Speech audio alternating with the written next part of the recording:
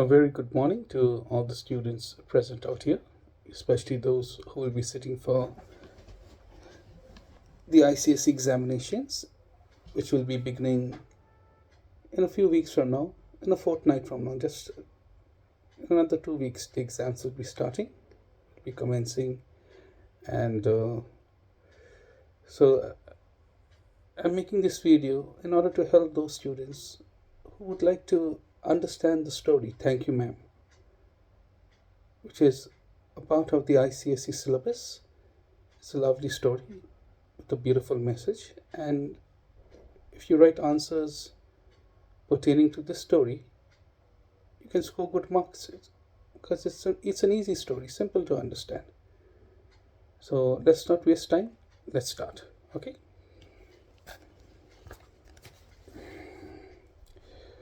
And before I could start, this is my first video where I'll be teaching via YouTube, and I'm known as Dolby Sir, right? You can refer to me as Dolby Sir. So let's start with the chapter. Thank You, Ma'am, by Langston Hughes. Now, students, you must bear in mind that this story was written in the year 1958. 1958. It's based in America, and it portrays the lifestyle of that particular period. She was a large woman with a large purse that had everything in it but hammer and nails. So, from the first line itself, we can make out that this story is written in third person narrative, right? Third person narrative.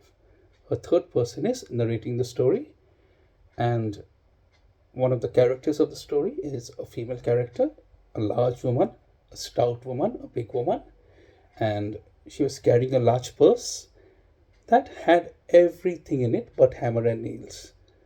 What the author is trying to say is that the purse had a lot of items, plenty of items in it, leaving out hammer and nails, right?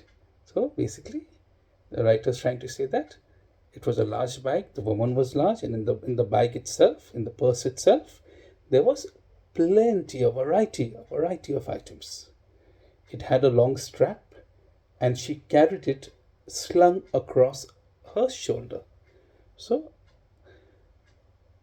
this bag had a large strap, a massive strap, and she carried it across her shoulder.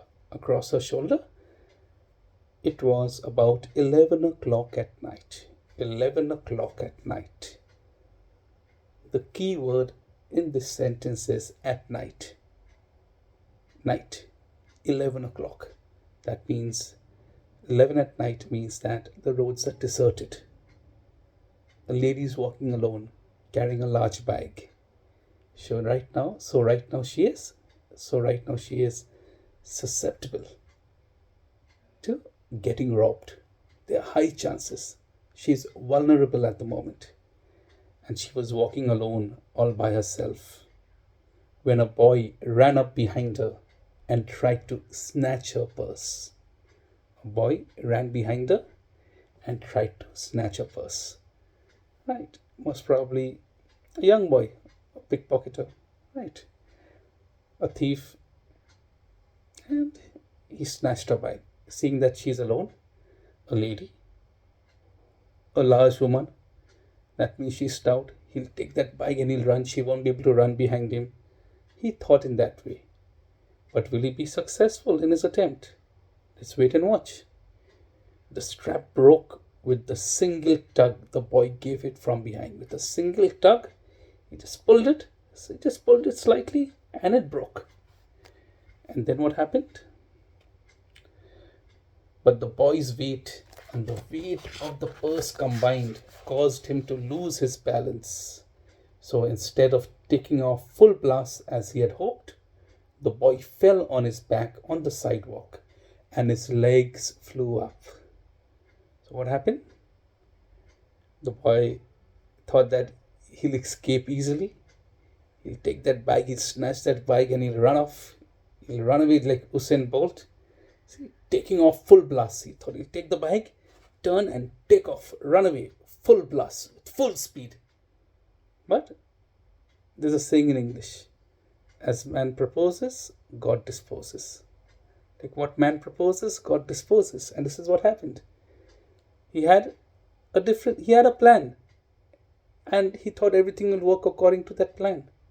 But that plan came to nothing. Why? The bag was heavy. The bag was heavy. See, he fell on his back. See, yeah. The weight of the purse combined, his own weight, and the weight of the purse together, a combination of both, made him lose his balance, and he fell on his back with his legs up. The large woman simply turned around and kicked him right square in his blue-eyed jean sitter. The large woman kicked him. So the large woman, she simply turned around and kicked him right square in his blue jean sitter. And so she kicked him in his trousers, and then she reached down, picked up the boy by his shirt front, and shook him until his teeth rattled. First she kicked him, then she picked him up, caught him by the collar, and she shook him so that his teeth started rattling, his teeth started trembling. So you can understand from here, the lady is furious. She is like a cat on a hot tin roof. She's very angry at the moment, right? Because this young boy tried to steal a purse, and he was unsuccessful in his attempt, and now she's got a chance to teach him a lesson. Let's see what kind of lesson she teaches him. But let me tell you, don't forget that one of the main themes of the story is second chance, giving someone a second chance. Right, let's see if this lady, this huge, massive lady, beside being large in size, let's see if she has a large heart as well. Time will tell as we move on with the explanation of the lesson.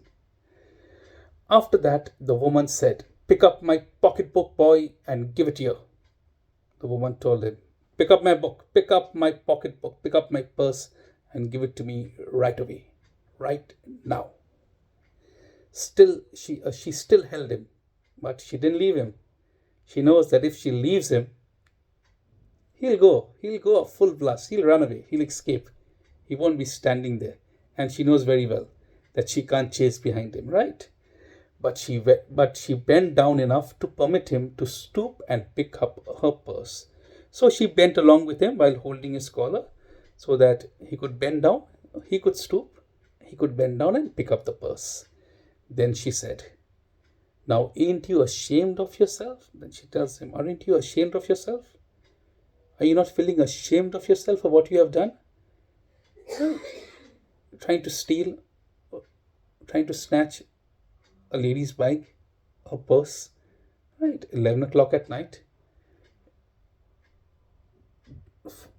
Finally, firmly gripped by his shirt front, the boy said, yes, ma'am." So the boy is nervous. The boy is worried. He's tensed. He doesn't know what is going to happen now. So the lady asked him, "Aren't you ashamed?" So instantly, yes, ma'am. With that, he's answering in fear. The woman said, "What did you want to do for it? Do it for? What did you want to do it for?" So basically, why did you steal? Why did you try to rob me? Why did you try to take my purse? Why? I want to know why. The boy said, "I didn't aim to. Actually, I didn't." The boy is being a bit defensive here. "No, I didn't mean to. I didn't mean to." The lady said, "You a lie. You're telling a lie. You are telling a lie." By the time 2 or 3 people stopped, turned to look, and some stood watching. Then a small crowd gathered, as usual.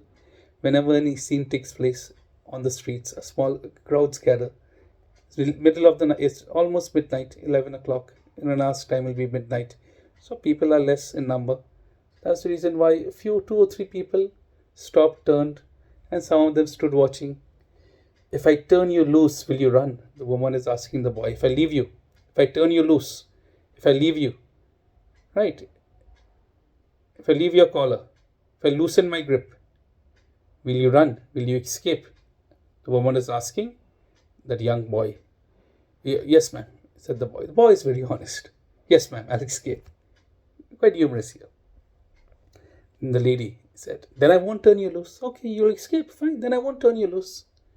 She did not release him. He was not released. He was not released. I'm very sorry, lady. I'm very sorry, whispered the boy. Now the boy is apologizing. He's apologizing, right? He knows he's in big trouble. So rather than saying big trouble, in English, you can use the term, whenever you're in trouble, you can use the term hot water. So the boy knows that he is in hot water. He is in trouble right now. And he's apologizing. He's asking for forgiveness. So let's see. As I said earlier, will this lady give him a second chance? Will her heart be as large as she is? Right. So let's move on to the next page.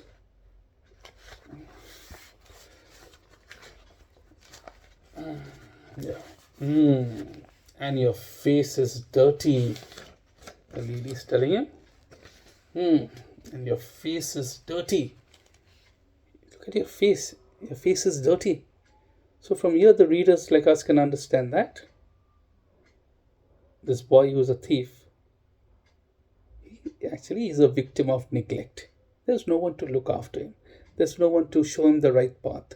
There's no one to show him the right direction, right? There's no one to tell him, to teach him what is right, what is wrong. See, his face is dirty, and I got a great mind to wash your face for you. Ain't you got nobody home to tell you to wash your face? So she's telling him, I will make sure that your face is washed, and you have anybody at home to wash your face or to tell you to wash your face. Right? Why? Nobody's there at home to guide you, to look after you, tell you must wash your face. Anyways, from where we can understand that the lady is kind. This large lady is kind. She may seem to be very intimidating due to her physical appearance, but she may be hard from the outside, but she's soft from within, and that is the main thing, right? Inner looks matter more than external looks, right? No, ma'am, said the boy. The boy said, no, ma'am, there's nobody to look after me. There's nobody to tell me to wash my face at home. I'm all by myself. Then it'll get washed this evening, said the large woman, starting up the street, dragging the frightened boy behind her. Then she tells him, okay, there's nobody at home, then no problem. Then it'll be washed. It will be washed. She's still holding on to his collar, and she's dragging him, pulling him with full force to a house, to a home. And he looked as he were 14 or 15, frail and willow, wild, in tennis shoes and blue jeans. See, he looked as if he were 14 or 15, frail and willow wild, in tennis shoes and blue jeans. Right. He looked as he were 14 or 15, frail and willow wild, in tennis shoes and blue jeans. So basically, he was a very young boy, just into his early teens, just 14 or 15 years. Very frail, that means undernourished, very thin, slim. Obviously, because he's living a life in stress, without proper food, no guarantee that he would get 4 meals a day, maybe 1 or 2 a day, due to which he's very thin, very frail, undernourished, and willow wild, like the branches of a willow tree. which grow untamed. He too looked very untamed. He looked wild, and he was wearing tennis shoes and a blue sweater, blue jeans, right? And the woman said, "You ought to be my son. I would teach you right from wrong. Least I can do right now is to wash your face." See, the woman is telling him, "You're just like my son. You ought to be my son. You're just like my son. Right? You ought to be my son. I would teach you right or wrong. I will teach you right or wrong. Least I can do right now is to wash your face. The least I can do right now, I can start by washing your face." And then she asks him, "Are you hungry?" You can see the concern. See the concern. He's a stranger. She's meeting him for the first time. And he tried to steal her purse. Still, she's asking him, "Are you hungry?" What a unique character. One in a million. And she's also telling him, "You ought to be my son. You're just like my son. And I would teach you right or wrong. Or right from wrong." "No, ma'am," said the being dragged boy. "I just want you to turn me loose." No, ma'am, please. I'm not hungry." She asked him, "Are you hungry?" He said, "No, ma'am, I'm not hungry. Please." And she's dragging him up the stairs to her room.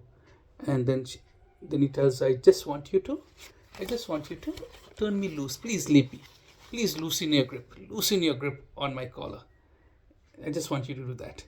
And then I will run. Then I'll escape. Right? But there's no way out now. He's trapped. "Was I bothering you when I turned that corner?" asked the woman. "When I was in the street, when I was going to my home. Right? Was I bothering you? Was I interfering with you? Right, when I was taking the turn towards my home. Why did you attack me?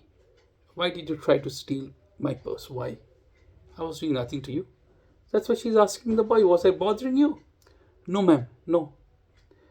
But you put yourself in contact with me. But you deliberately put yourself in contact with me.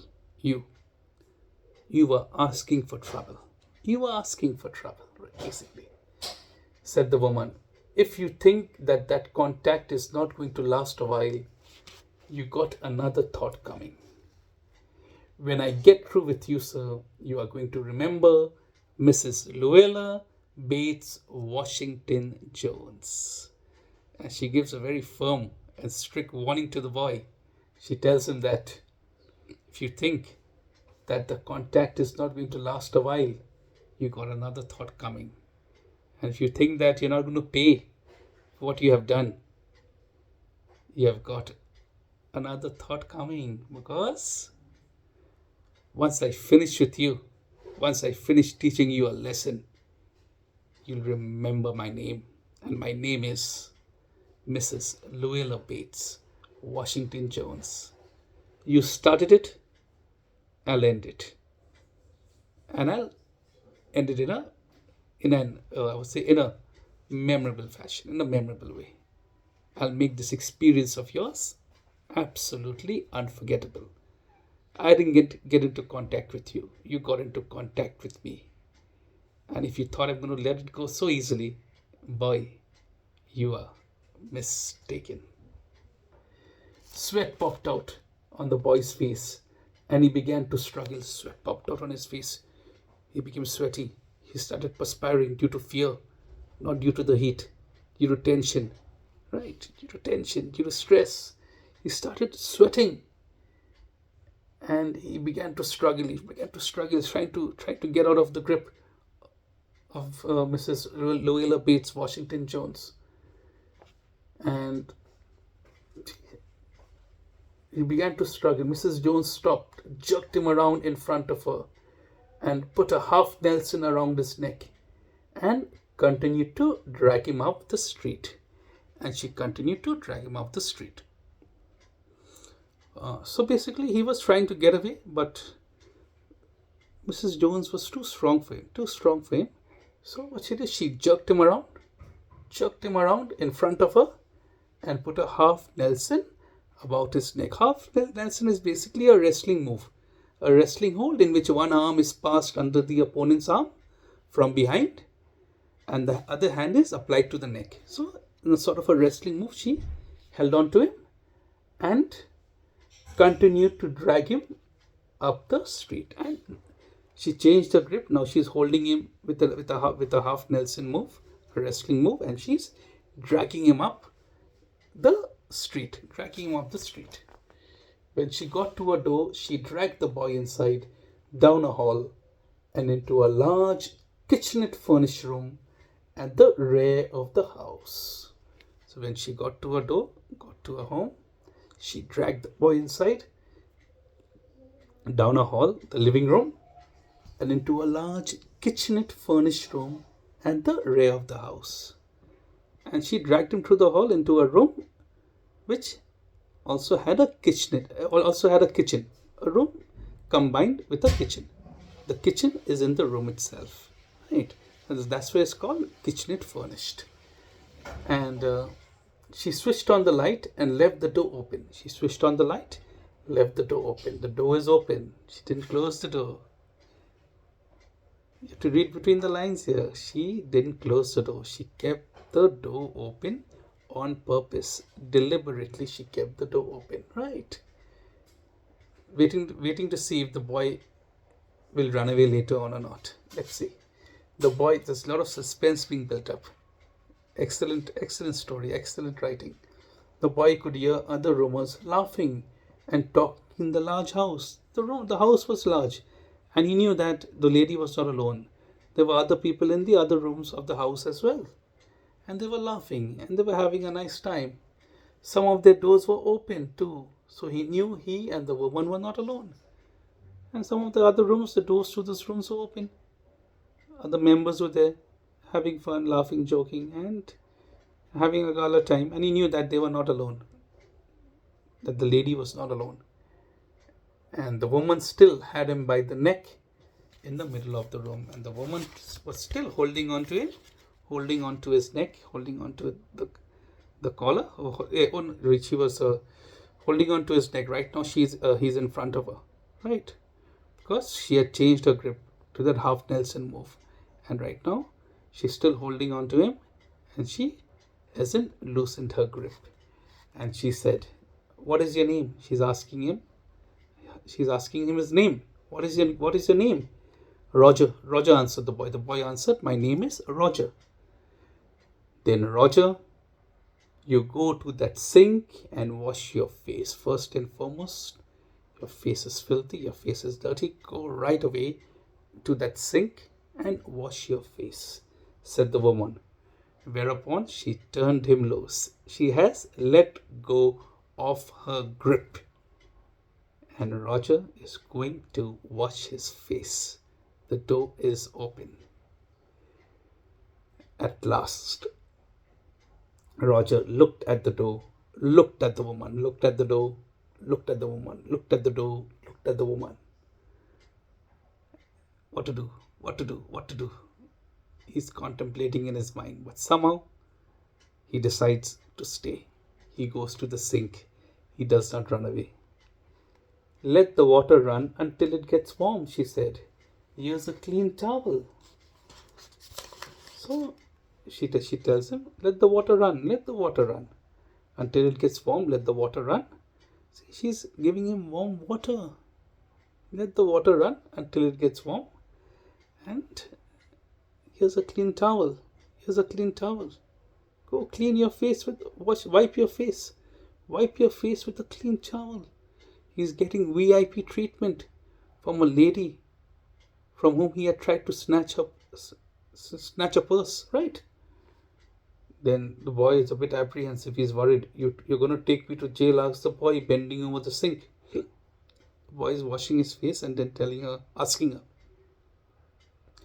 "Are you going to put me in jail? Are you going to take me to jail?" So he's worried. The lady says, "Not with that face. I can't take you to jail with this face. I would take you nowhere. First, you have to clean your face. With this face, I can't take you to jail. It will be an embarrassment. I can't take you to jail with this face." Yeah, I'm trying to get home to cook me a bite to eat, and you snatch my pocketbook. I'm trying to come home quickly so that I can cook something, I can have a quick bite, fill my stomach, and you're trying to snatch my pocketbook, my purse. Maybe you ain't been to your supper either, late as it may be. Have you? She's concerned. She's asking him, I don't think you have eaten. I don't think you have had supper. I don't think you have had dinner. I don't think. Have you? Have you eaten? I don't think you have eaten anything. So have you eaten? The boy replies, very sad reply, very touching. There's nobody home at my house. There's nobody at home in my house. I have nobody. I'm all by myself. Nobody to look after me. Nobody to take care of me. No mommy, no papa, no brother, no sister. Nothing. Nothing, said the boy. And the lady, don't, no worries. Then we'll eat. Then we'll eat, said the woman. I believe you're hungry or been hungry to try to snatch my pocketbook. The lady said, okay, don't worry. We'll have supper. We'll have dinner. We'll eat. And I know the reason why you tried to snatch my pocketbook is because maybe you were hungry and you wanted money to buy some food so that you could fill your stomach. Maybe that's the reason why you snatched my purse, because you're hungry. But the boy said, no, I didn't snatch it to buy food. I didn't snatch your purse because I was hungry. I wanted a pair of blue sweet shoes. See, this boy has so I would say so many desires, right? So many wishes. The better word would be so many wishes. And one of his wishes is to wear blue sweet shoes, right? Sort of tennis shoes, blue tennis shoes, sweet shoes, expensive, premium quality shoes. But he doesn't have the means. He doesn't have the money. He doesn't have the finances to buy it. So he tried to steal this lady's purse in order to buy those blue suede shoes, right? Well, you didn't have to snatch my pocketbook to get some suede shoes. The lady tells him, you shouldn't have tried to rob me. You shouldn't have tried to snatch my purse, my pocketbook, to buy those pair of shoes that you want. Right? That's the wrong way. Maybe your wish, your heart's desire is good. It's good. You want a pair of shoes, sweet shoes. That's very good. There's nothing wrong in that. But the way you tried to get it, the measures you took to get the money to buy those shoes that you want, that was wrong. You shouldn't have tried to rob me, steal from me. You could have asked me. You could have told me, ma'am, I want to buy a pair of sweet shoes. Could you kindly help me out? You could have asked me. Right? The answer would either be yes or no, but you could have asked rather than doing something illegal. Right? Ma'am, the boy is still hesitant. Ma'am, the water dripping from his face. The water dripping from his face. The boy looked at her. He's shocked. He's gobsmacked. He's amazed. My God, this lady is telling me I should have asked her. Such a kind, generous, benevolent lady. 1 in a million. Where will you get people like that? You see, barely nowadays itself, if a thief is caught on the road, the public takes matters into their own hands. They beat up the thief. So many thieves are beaten up publicly, lashed brutally, mercilessly. And people enjoy doing that. But here you have somebody who is totally unique, different from the others. She's asking a person she's telling a person who tried to steal from her, you should have asked me, I would have given it to you. Why didn't you ask me instead of trying to rob and steal from me? There's a lesson to learn from here. Look at how kind-hearted this lady is. Look at how generous this lady is. And that's why the water dripping from his face, he's not wiping his face, water is dripping. But he's looking at this lady in shock, in awe, absolutely mesmerized. A very long pause. He's looking and thinking. After he had dried his face and not knowing what else to do, dried it again. He dried his face is absolutely dry. Still in a shock. He doesn't know what to do. He's confused. What step to take next? His dry face, he's drying it again, trying to kill some time. The door was open. He could make a dash for it down the hall. Okay, the door is open. The door is open. The door is open. I can go. I can run. This lady can't catch me. Shall I? Shall I? Shall I? He could run and run. He could run, and he'll be saved. Shall I? The woman was sitting on the day bed. A sort of a sofa cum bed. The woman was sitting on that. After a while, she said, I were young once, and I wanted things I could not get. I was also young once, but I wanted things. I had many wishes, many desires that I could not get, that were not fulfilled. There was another long pause. The tension is building. The boy's mouth opened. Then he frowned. He frowned like this. When you're confused, you frown. Like this, he frowned. But not knowing, he didn't know that he frowned. He's waiting to watch. He's waiting to hear, basically. He's waiting to hear what the lady is going to say. Because she started like this. I was also young. And I also had many wishes that I wanted. That I thought would be fulfilled. Right. I had many wishes that I wanted fulfilled, basically. And the woman said, you thought I was going to say, but didn't you? You thought I was going to say, but I didn't snatch people's pocketbooks. Well, I wasn't going to say that. Because the lady started with this line. I was also young. I also had many wishes, many desires which were not fulfilled, which I couldn't fulfill. And then Roger thought that this lady's next sentence will be, but I didn't steal like you. But I was not a thief like you. Right? I didn't snatch someone's pocketbook like you. Roger thought that the lady is going to say that. But the lady said something else. The lady said, no, I was not going to say that. Right? I wasn't going to say that. Pause, silence. Roger's still, still wondering, my God, what kind of lady is this? Totally different from the others.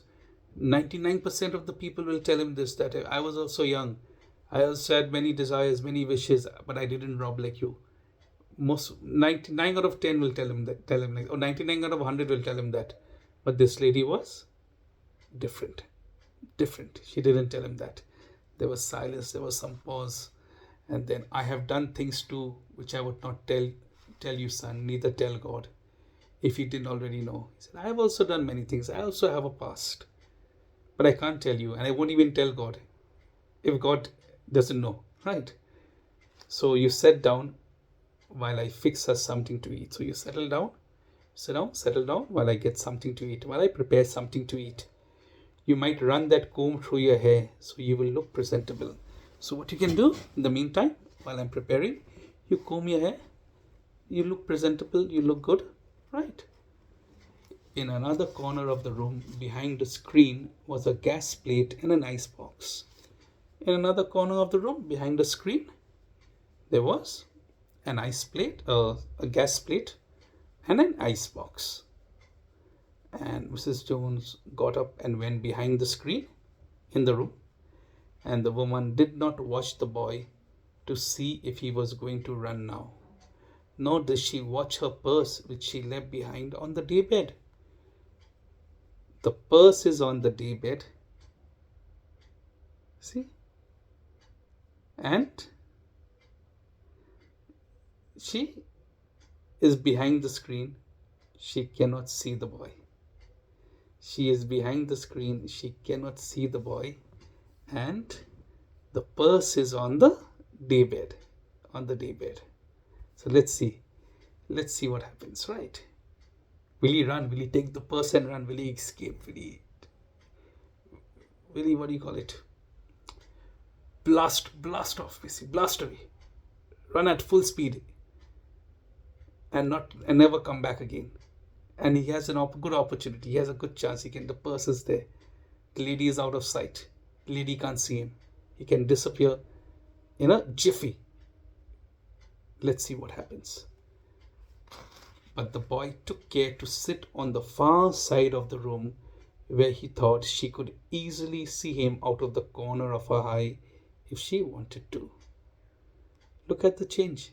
Look at the change. Small acts of kindness. For a small act of kindness, see what it has done. It has changed his mindset.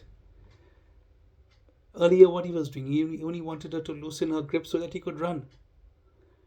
Now he has 100% opportunity to run away. A clear opportunity to run away. Easy. He can make an easy escape. The lady is out of sight. The purse is on the daybed. He can take it and run. But this lady had shown him kindness. The lady had shown him some love. Right? The lady has shown him, giving him some care, which he had never ever received in his entire life. First time he is being treated differently in a positive way. So that has hit his conscience. That has hit his conscience. So that's the reason why he is not running away. And he's sitting in a portion of the room where he thinks that the lady can see him from the corner of her eye, and he is not going to escape. Right? He did not trust the woman not to trust him. And he did not want to be mistrusted now.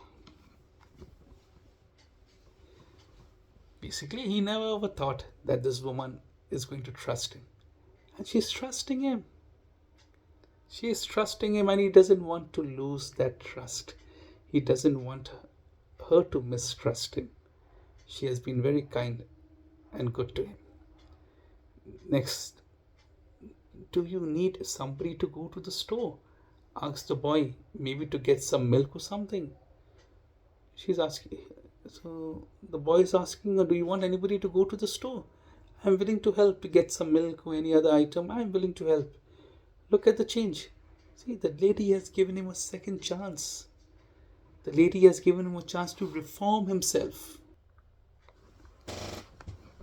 So from now it's clearly visible that what small acts of kindness can do. Roger was poverty stricken. He was so desperate that to fulfill his need, to fulfill his wish, he tried to steal from that lady. He tried to steal her purse. And now you see, look at the change. Look at the total change in his mindset. Now he's willing to go and buy some items for her if she requires. See, do you need somebody to go to the store? Asked the boy, maybe to get some milk or something. The lady says, don't believe I do, said the woman, unless you just want some sweet milk yourself. I don't need anything. But if you want some sweet milk, definitely you can go ahead. I was going to make cocoa out of this canned milk I got here. I have some canned milk, and out of this canned milk, I'm going to make some cocoa, which both of us can have. But if you want some sweet milk, you can definitely go to the store and get some. And the boy says, no, that will be fine. Some cocoa made out of canned milk, that will be fine. That is enough. That is enough. She heated some lima beans and ham she had in the icebox, made the cocoa, and set the table. So the food is ready, right? Some beans, ham, and cocoa. The woman did not ask the boy anything about where he lived or his folks or anything else that would embarrass him. The woman did not ask him any embarrassing question. She knows that he's living in poverty. He's poverty stricken. He's neglected. She knows all these things, and to make his situation worse, she didn't want to embarrass him by asking him all these awkward questions. Where you live, who are your friends, right, what you did, and all these things. These questions she didn't ask. These are unnecessary questions. It'll cause more harm than good. So instead, as they ate, she told him about her job in a hotel beauty shop that stayed open late, what the work was like, and how all kinds of women came in and out, blondes, redheads, and Spanish. So she is telling about her life, what she did for a living, where she worked, what kind of people came to the parlor, in which beauty parlor in which she had worked, and all these common things that are normal things that happen in a life day in and day out. And then she cut him half of a 10-cent cake. She had a cake that cost 10 cents. She cut him half, gave him half. So imagine sharing half of her food with the person who tried to harm her, who tried to steal from her, right? Who tried to take away her purse. Eat some more, son. And the kindness is not ending. It's going on and on and on, right? Positivity is increasing. See, eat more, son, eat more. Have some more. When they were finished eating, she got up and said, when supper was over, when dinner was over, she got up and said, now here, take this $10 and buy yourself some blue suede shoes. And next time, do not make the mistake of latching onto my pocketbook, nor nobody else's. Because shoes come by devilish like that will burn your feet. I got to get my rest now. But I wish you would behave yourself, son, from here on in. See how compassionate, how kind she is, right? So she is fulfilling Roger's desire, fulfilling Roger's wish. And rather than showing anger, rather than punishing him, she is giving him a second chance. She knows that everybody deserves a second chance. We all make mistakes. But we must learn from our mistakes. And we must be given a chance to learn from our mistakes. And she is giving him that chance. So what she has done? She is fulfilling his heart's desire. She has given him $10. $10, and she's told him, go and fulfill your heart's desires, go and buy those pair of blue suit shoes that you desire, that you wish for, but never ever steal and fulfill your wish. Because shoes come by devilish like that.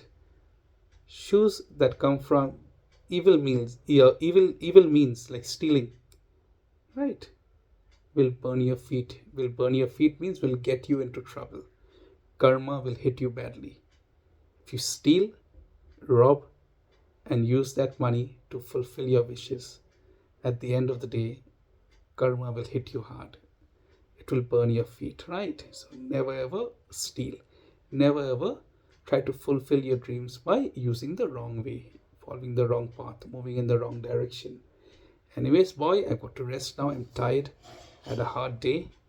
But I wish you would behave yourself. My heart's desire is for you, my wish is for you to behave yourself and change your mindset, change your life, and not steal anymore, right?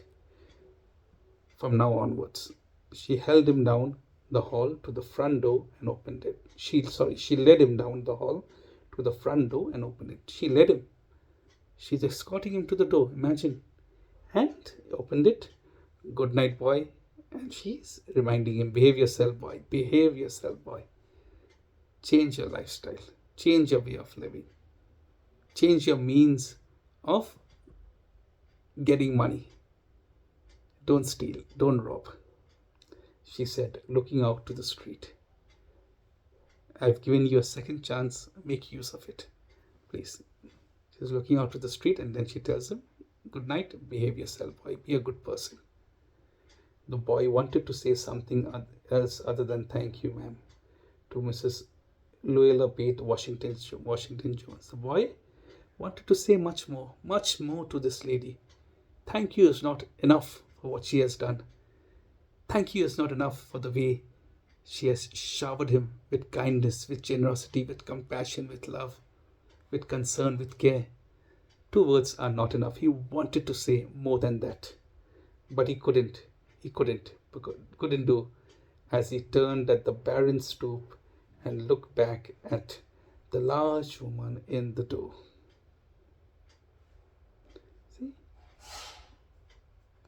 Yes, yes, but he couldn't do so as he turned at the barren stoop and looked back at the large woman in the door.